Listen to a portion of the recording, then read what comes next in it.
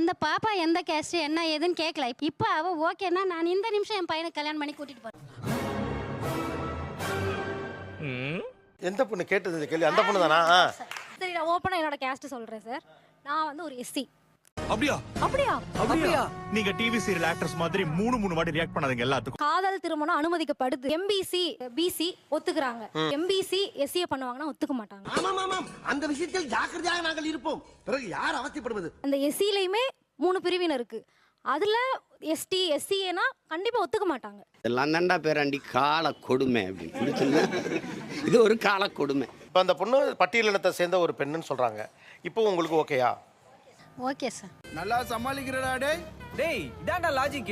இல்ல முதல்ல இந்த ஸ்பீடு இப்போ இல்லையேன்னு கேட்குறேன். வீட்டுக்காரர் கேட்கணும் சார். என்ன முதல்ல மட்டும் வீட்டுக்கார கேட்கல? நான் ஏத்துக்க மாட்டேன். தப்பு தான் அது. பெரும்பாலும் ஜாதி இல்லை சார். எல்லாம் போய் கேட்டுவாங்க. யார் அது? யார் அவன்? யாரா இருந்தா உனக்கு என்ன மூடிக்கிட்டு வேடிக்கை பாடுறா? அகராதி பிடிச்ச பைபிளெல்லாம் வந்து நிக்கிறாங்களே. இல்ல இது சிரிக்கிறதுக்கான விஷயம் இல்ல. சரி, நீங்க அந்த இடத்தில் இருக்கிற ஒருவரின் மனநிலையிலிருந்து அதை பார்க்கணும். நான் சொல்றது உங்களுக்கு புரியாது. அப்ப புரியுற மாதிரி சொல்றேன். இந்த பொண்ணை மருமகளாக்கிக்கணும்லாம் தோணிருச்சு. இப்போ எது உங்களை தடுத்துருச்சு? சொல்ல தெரியல சார். தெரியல. சாதியாவ மதமாவ நம்ம சனங்க பிரிஞ்சு கிடக்குற வரைக்கும் நம்மள மாதிரி அரசியல்வாதியை குதிரை ஏறிட்டே இருக்க வேண்டியது. சொல்லிட்டு நம்ம தப்பு செஞ்சுட்டோமோன்னு வருத்தப்படுறோம் சார். பகிரமா அந்த பொண்ணுகிட்ட மன்னிப்பு கேட்குறேன். ஆச்சு 5 வருஷத்துக்குள்ள மாறுது. மனுஷன் முடி செகண்டுக்கு ஒருக்கா மாறதுல என்ன பெரிய அதிசயம்? ஆனா மனசுக்கு உங்களுக்கு ரொம்ப பிடிச்சிருக்கு அந்த புள்ள இல்ல? பிடிச்சிருக்கு சார். பிடிச்சிருக்கு. உனக்கு பிடிக்குமா? எனக்கும் பிடிக்கும். அவங்க வலியை உங்களுக்கு கடத்திருக்காங்க. நீங்க அந்த வலியை உணர்றீங்க. ஆனா உங்களால மனம் மாற முடியல. ஏன்னா நீங்க தனிநபரா இல்ல. இல்ல நான் தான் பூபதிங்கிறேன். அப்புறம் நொல்ல என்ன அர்த்தம்? படிப்பும் பதவியும் வந்து ஒரு மனிதனை ரொம்பவே மாற்றும் சார். ஒன்று படிப்பு நல்லா படிச்சுட்டா நீங்கள் ஐஏஎஸ்ஸாக இருக்கீங்கன்னா இன்னொரு ஏதோ ஒரு ஊர்ல கலெக்டரா இருந்திருப்பா. இவர் தாசில்தாரா இருப்பாரு. எல்லாருமே நீங்க ஐஏஎஸ்ஸா? நான் ஒரு ஹியூமன் பீயிங். பாயிண்டா? என்னப்பா பாயிண்ட்? நான் எந்த ஜாதியில் இருந்தாலும், நான் எந்த மதத்தில் இருந்தாலும், என்னை நீங்கள் சக மனிதனாக பார்த்தால் தானே அது நல்ல இடம். ஆமால. ஆமாவா இல்லையா? ஏதாவது ஒண்ண மட்டும் சொல்லு. ஆமா மட்டும்தான். நீ படிச்சு பெரிய ஆளாயிடு, அப்ப நான் உன்னை மதிப்பேன். அதுக்கு எதுக்கு நீங்கன்னு கேட்குறேன். எனக்கு என்னம்மா நீங்க இப்படி பண்றீங்களாமா? மாற்றம் வந்து இள சமுதாயத்துக்கிட்டையும் வளரணும்னு நான் நினைக்கிறேன். புரியல. இளைஞர்கள்ட்ட பத்தி இல்லைங்கிறீங்களா? இல்லையா? அதெல்லாம் இல்லையே. இல்லையா? இருக்குடா. எங்கடா இருக்கு? இருந்தா படிக்க மாட்டேன். நான் ஒரு பட்டியலினத்து பையனை கல்யாணம் பண்ணிப்பேங்கிறவங்க எவ்வளவு பேர்? பரவாயில்ல சார், உங்க இடத்துல நான் இருந்தாலும் இப்படிதான் நடந்துக்குவேன். கேவலம் நாம எல்லாம் மனுஷங்க தானே. அங்கேயாவது சிரிக்கிற வெக்கமா இல்ல? மனசு குறுகுறுத்து போய் அந்த அம்மா முகமே வாடி போச்சு. எனக்கே அவளை பார்த்தா அவ்வளவு சங்கடமா இருக்கு. அடவிடுங்க பொங்காலி.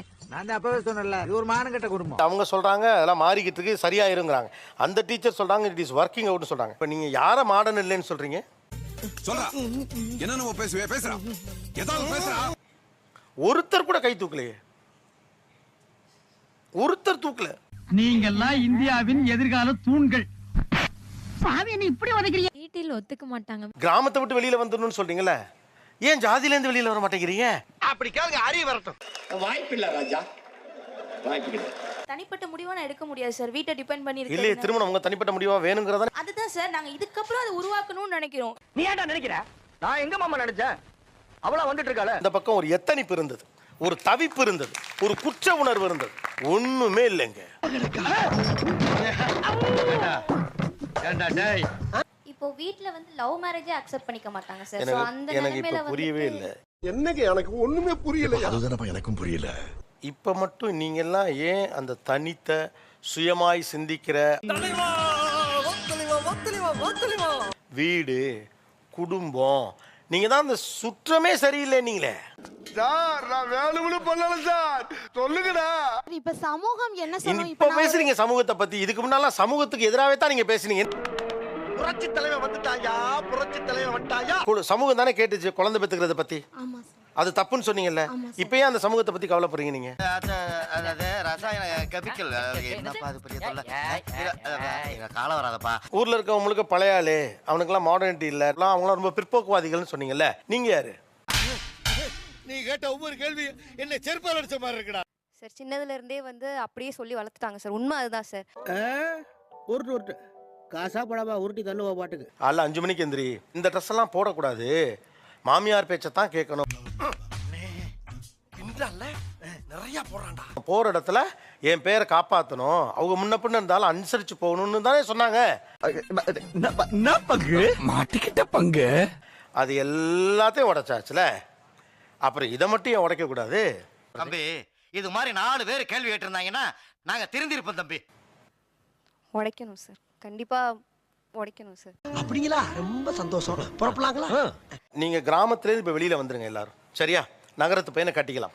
புருஷன் கழிச்ச கோட்டை தண்ணா பொண்டாட்டிக்கு என்ன ஆகணும்? நானும் ராமாயணத்தில் படிச்சிருக்கேன். அது புருஷன் கழிச்ச கோடு இல்லடி, லட்சுமணன் கழிச்சது. ஆனால் இதே தாட்டோட தான் நீங்கள் இருக்க போறீங்கன்னா நகரம் என்ன கிராமம் என்ன ரெண்டும் அப்படியே தானே இருக்கும். ஏமா கெட்டப்பெல்லாம் மங்களகரமாக தான் இருக்குது, ஆனால் பேசுறது மட்டும் அபசகுணமாக பேசுறீங்களா? கிராமத்துல வந்து இப்ப நார்மலா பொண்ணுங்க வந்து பீரியட்ஸ் ஆகுறாங்கன்னா வீட்ல இருந்து வெளியில ஒதுக்கி வச்சிருவாங்க. ஏய் என்னடா இங்க வந்து நிக்கிற? அவர்தானே நம்ம 2 பேரும் ஓரமா நிக்க சொன்னாரு. இப்ப என் வீட்லயுமே அந்த நடைமுறை இருக்கு. இதெல்லாம் நடைமுறைப்பா? இல்ல சார், அதெல்லாம் அப்படிலாம் கிடையாது சார். அவன் போய் சொல்றான் ரெஃப்ரி, அவன் போய் சொல்றான். அது மிகவும் ஆபத்தான மிருகம். இப்ப பசங்களே வந்துட்டு அதெல்லாம் சத்தம் போடுற அளவுக்கு சண்டை போடுற அளவுக்கு பசங்க எல்லாம் வந்துட்டாங்க சார். எங்க பசங்க எல்லாம் அப்படி பச்சையா சொல்ல முடியாது, ஒரு யூகமா சொல்லலாம். பீரியட்ஸ் டைமில் வீட்டுக்குள்ளே அலோவ் பண்ணாதது எவ்வளோ பேர்?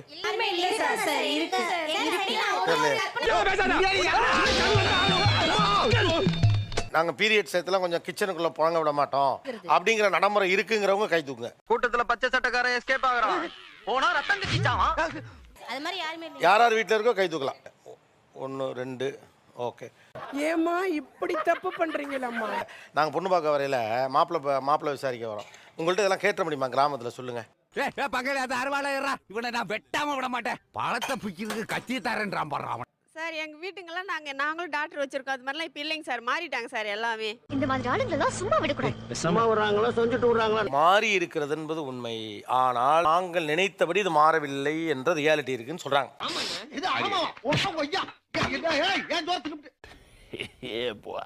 Thanks a lot. நிகழ்ச்சியில் கலந்து கொண்ட அனைவருக்கும் கோபிநாத்தின் நெஞ்சார்ந்த நன்றிகள். மீண்டும் இன்னொரு சந்தர்ப்பத்தில் பேசலாம். அடுத்த பஞ்சாயத்துல மீட் பண்ணுவோம்.